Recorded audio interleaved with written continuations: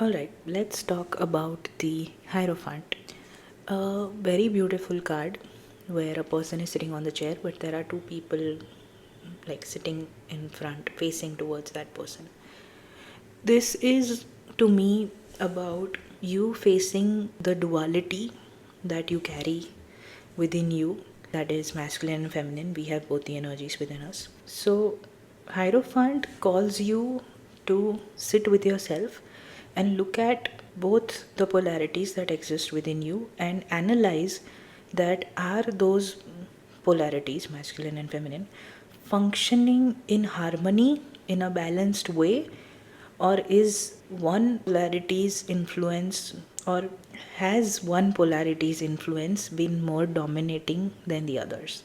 Sometimes we can function from an overly masculine perspective for a good while and neglect the feminine within, and vice versa.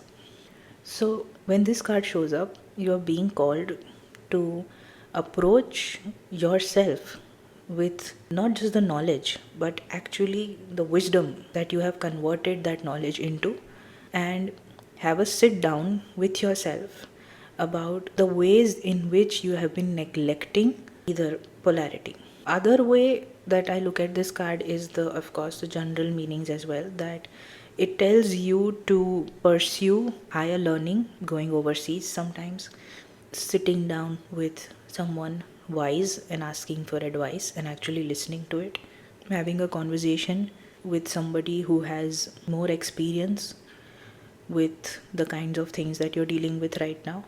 But the biggest one would be you choosing to activate and anchor the wisdom that already exists in your soul, in your this physical body that you have been born in, and really just have a talk like you would have a conversation with probably another human being, but making that conversation more like a back and forth with yourself instead of another person.